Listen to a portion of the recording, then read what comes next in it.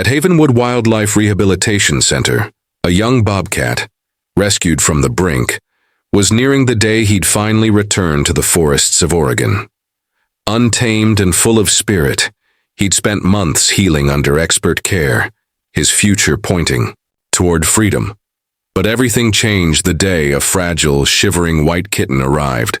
From the instant they met, the bobcat's instincts took an unexpected turn.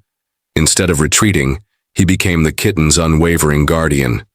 He curled protectively around the kitten day and night, growling low whenever anyone came near. The staff, seasoned professionals used to the unpredictable nature of wild animals, were stunned. When the long-awaited release day arrived, the bobcat refused to go. He paced, agitated, calling out whenever the kitten was out of sight. Why would a solitary predator show such fierce devotion to a creature not of his kind? What was driving this baffling behavior? What the veterinary team discovered next would not only reshape their understanding of animal bonds, it would move even the toughest among them to tears. But before we begin, don't forget to like, subscribe, and tap the notification bell so you don't miss any of our incredible wildlife stories. As the first light of dawn filtered through Oregon's dense forest canopy, Dr. Thomas Winters made her morning rounds at Havenwood. The center, nestled in the wilderness near Bend, had been her life's passion for nearly 2 decades. The brisk October air nipped at her cheeks as she walked the gravel path between enclosures, clipboard in hand, checking in on each patient. At 58, Dr. Winters wore the marks of her career: sun-lined skin, calloused hands, and sharp eyes that held both the weight of sorrow and the fire of purpose. "How's our guest in enclosure 12? She asked Tom Redford, Havenwood's head wildlife rehabilitator, who was reviewing the day's medication list. Tom, a former forest ranger with 3 decades of experience, looked up. The bobcat, healing better than expected, his legs nearly fully recovered. Muscle tones back, I'd say he's 2 weeks out from release. Dr. Winters gave a relieved nod. Didn't think he'd survive that first night.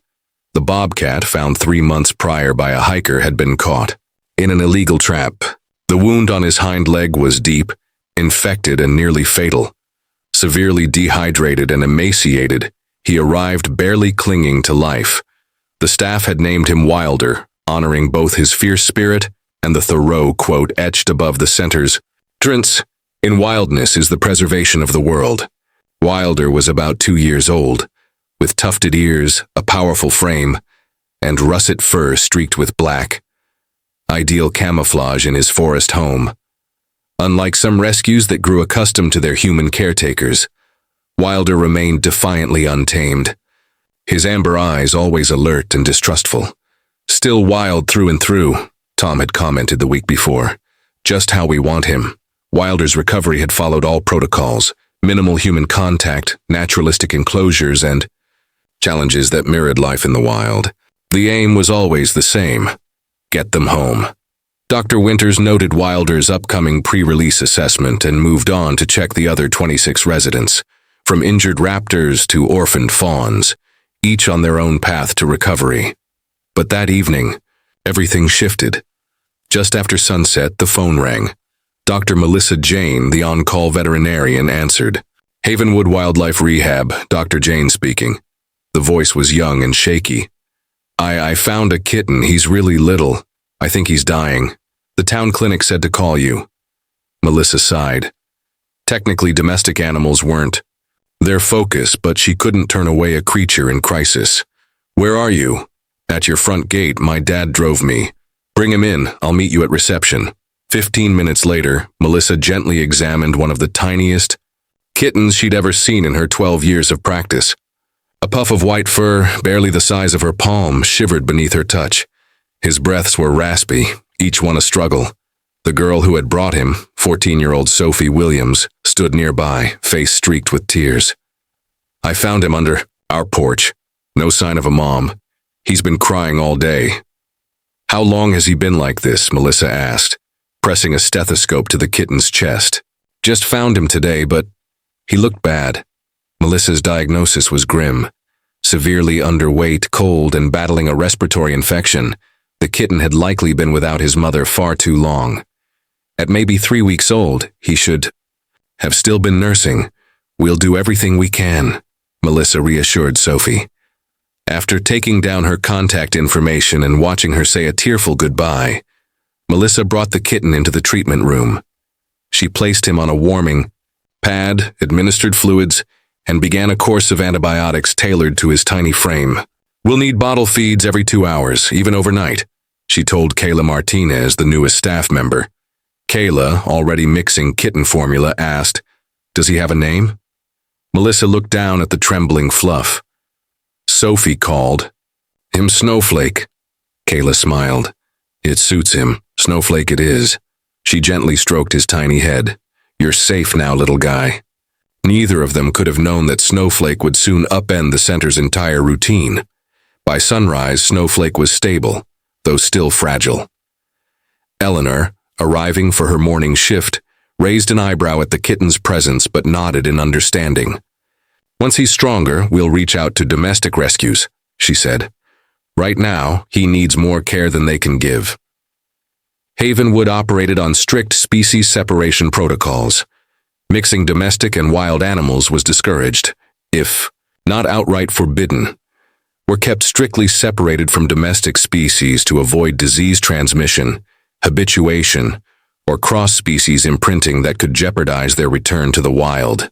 Enclosures were thoughtfully arranged to reduce stress. Predators housed well away from prey species.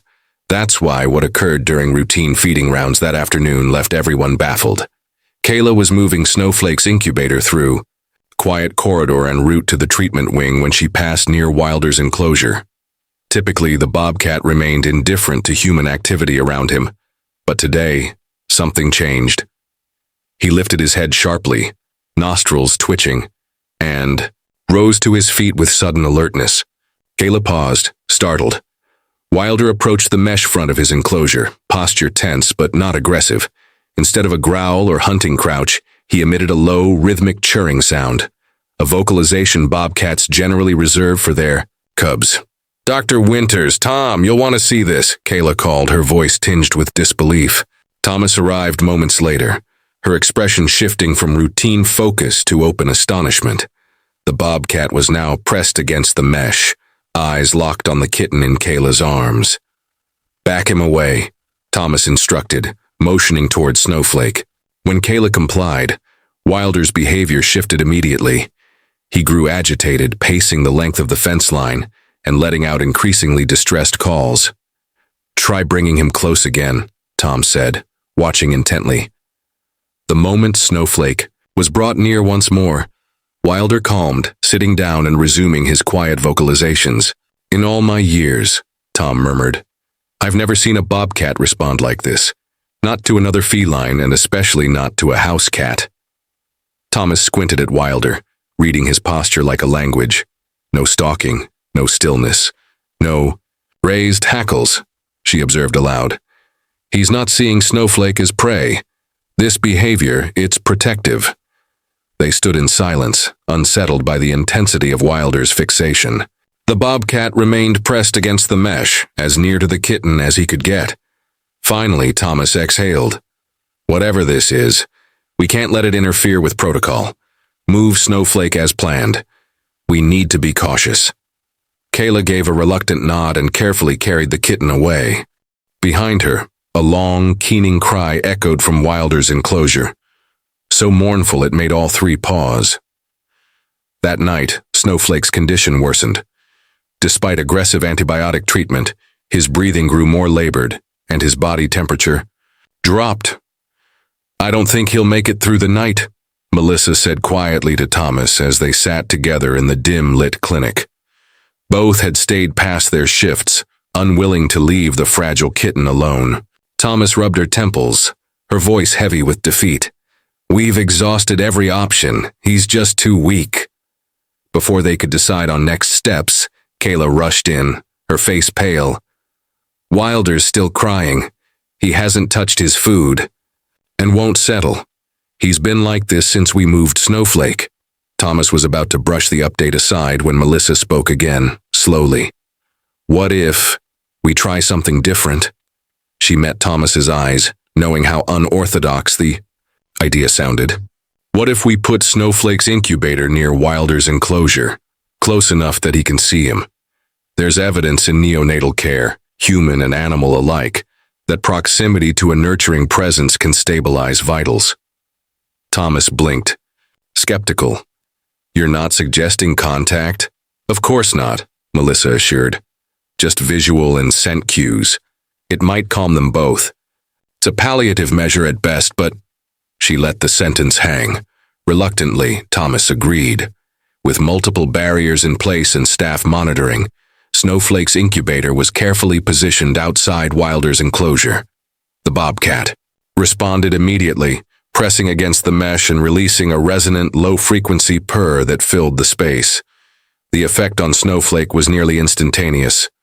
Within 2 hours, his breathing began to ease. By sunrise, his body temperature had stabilized, and by mid-morning he was taking formula with newfound strength. I can't explain this, Melissa whispered, staring at the vitals monitor. But he's fighting. He wants to live. The arrangement continued through the day. Wilder refused food unless the kitten was within view, growling softly when staff approached, not in aggression but in warning. He's protecting him, Tom said simply. Like he's taken responsibility. Thomas watched in quiet disbelief. It's like watching instinct override biology. That afternoon, she gathered staff in the break room, spreading Wilder's intake files across the table. We missed this, she said, pointing to a detail. The hiker who found him noted the remains of a recently killed adult bobcat nearby, likely female. The implication sank in. You think they were mates? Tom asked. Or shared territory, Thomas replied. Bobcats don't form social bonds, but they do overlap in mating season. Kayla furrowed her brow. But how does that explain him latching onto Snowflake? Melissa, who had been listening quietly, offered a theory. There's evidence across species of trauma responses triggering cross-species nurturing. It's rare, but not unheard of. Maybe Wilder lost a mate, then he was injured and captured, and now he sees this vulnerable kitten and those instincts. Transfer. So you're saying, Tom summarized, our wild bobcat is grieving and somehow redirected that grief into protection? Melissa nodded. It fits. It's not science as we know it, but it fits what we're seeing. Thomas looked away, conflicted. Regardless, we can't lose sight of our mission. Wilder's slated for release in less than 2 weeks. We have to consider what this bond might do to his ability to survive in the wild. Everyone nodded, though the weight of what that might mean settled heavily between them. As the days passed, Snowflake gained strength. His infection cleared. His eyes lost their cloudiness, and he grew increasingly alert and curious. Staff continued to keep him near Wilder's enclosure, unsure whether to wean them apart or allow the connection to continue. But Wilder's focus on the kitten only intensified. When Snowflake was briefly taken away for treatments, the bobcat would pace and vocalize until he returned, and when reunited, separated only by steel and glass, Wilder would press a paw toward him as though offering comfort. The story began to spread, first among staff, then through the local volunteer network, and soon across the wildlife rehabilitation community statewide. Reactions were mixed. You're anthropomorphizing, scoffed Dr. Halden, a visiting vet from Eastern Oregon. You're projecting human emotions onto natural instinct. But Melissa pushed back. Then explain why Wilder's stress hormone levels drop when the kitten is nearby. Explain why he refuses meals when separated. Debate continued. But for the team at Havenwood, those who witnessed it daily, the explanation didn't matter. They knew what they were seeing, and it was something they would never forget. The emotional reality was becoming increasingly hard to dismiss. The most striking moment came during what was meant to be a routine handling session for Snowflake. Now 4 weeks old and much more active, the kitten wriggled unexpectedly from Kayla's hands and tumbled to the floor with a startled squeak. Though nearly inaudible, the sound prompted an immediate and intense reaction.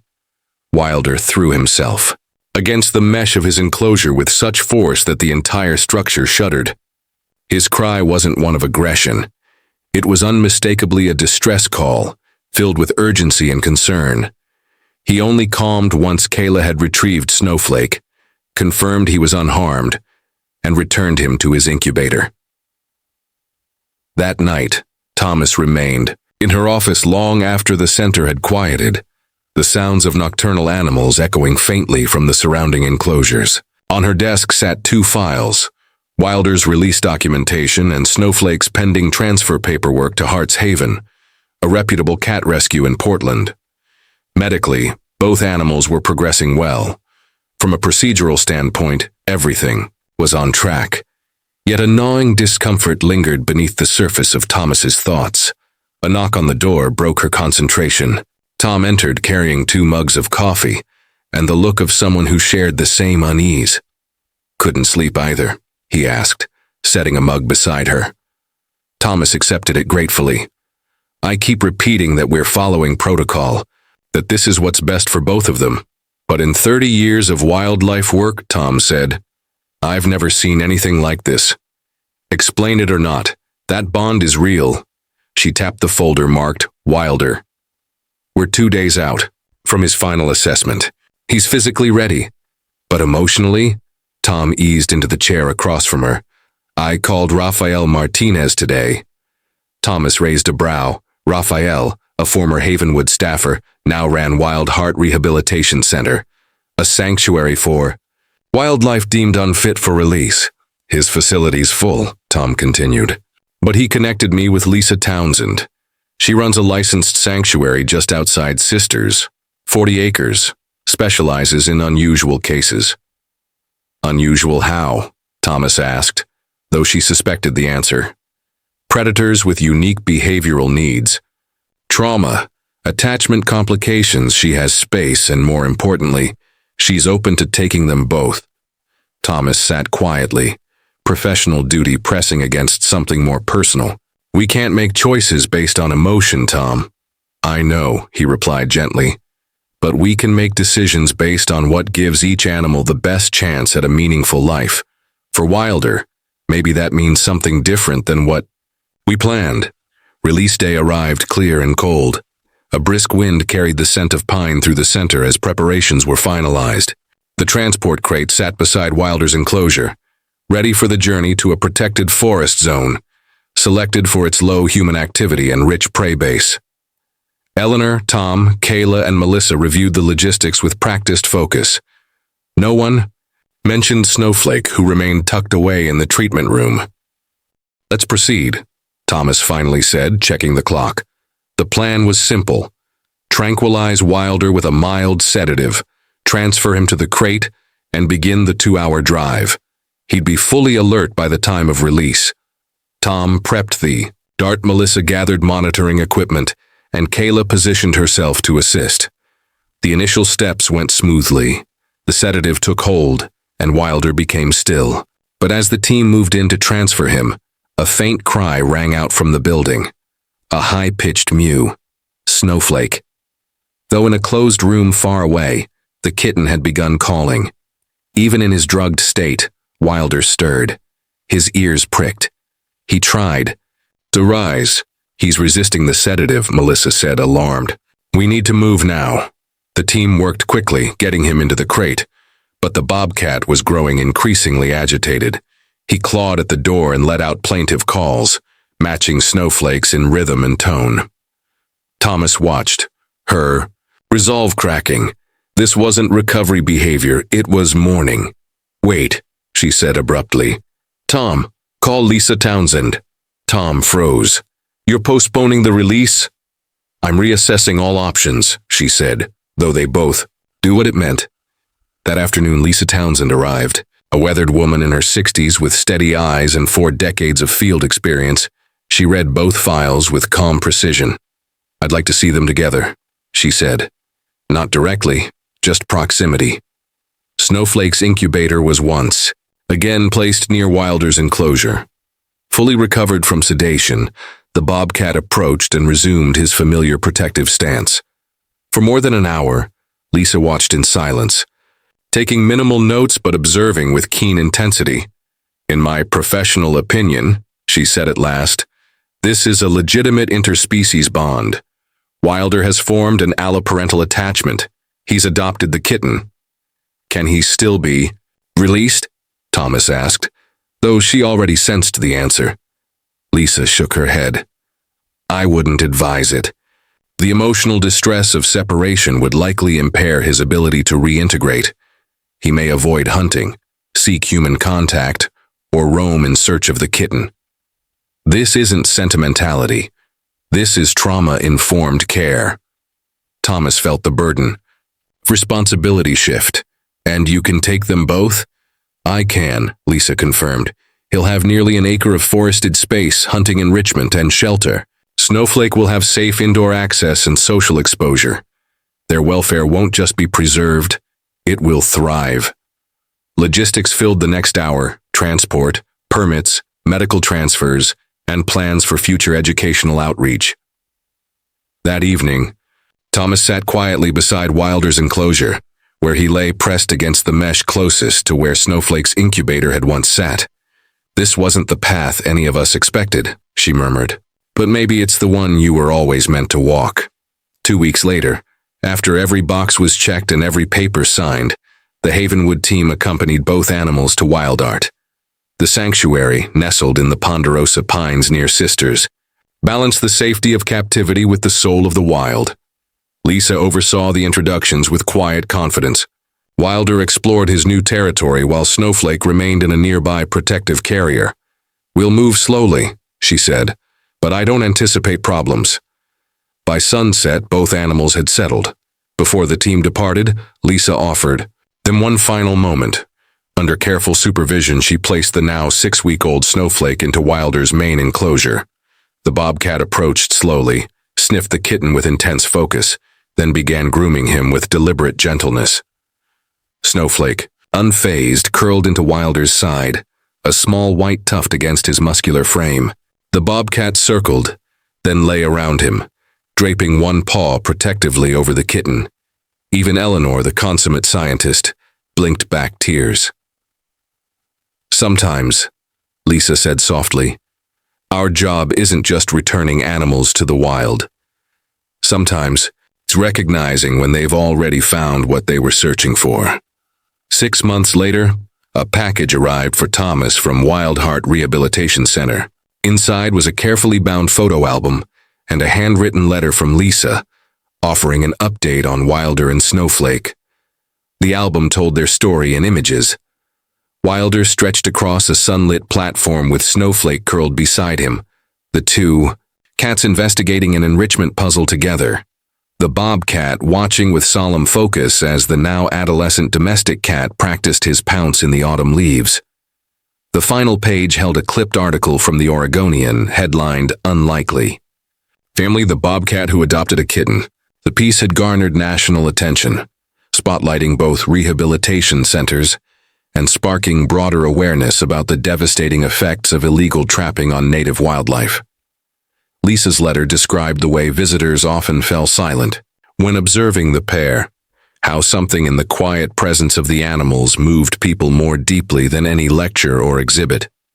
Wilder and Snowflake had become unexpected conservation ambassadors, drawing in donations that had since helped fund treatment for dozens of other injured creatures. "People always ask why Wilder chose Snowflake," Lisa had written. "Some point to redirected parental instincts or trauma-driven behavior. But those who stand and watch them for long enough always come to the same conclusion. What they're witnessing is love. Not love the way we define it, but something just as true. A connection that crosses the lines we humans like to draw between wild and domestic, instinct and emotion, logic and the heart." Thomas placed the album on a shelf in her office where staff often lingered during quiet moments, flipping through the pages with soft smiles. Havenwood continued its mission, rehabilitating and releasing wild animals as it always had. Yet the story of Wilder and Snowflake endured, a quiet reminder that not all healing is physical, and that some bonds, no matter how improbable, are worth honoring. At Wildheart, under the towering ponderosa pines of Central Oregon, a bobcat and a house. Cat lived out their days side by side, wild and tame, predator and companion, together in a harmony that no protocol could have predicted, but every soul who saw it seemed to understand. When visitors asked Lisa why the bobcat always wrapped himself around the smaller cat, grooming him with such care, watching him with unwavering attention, she would smile gently and offer the answer that had brought seasoned wildlife professionals to tears. Because sometimes, she said, love is the most powerful medicine we have.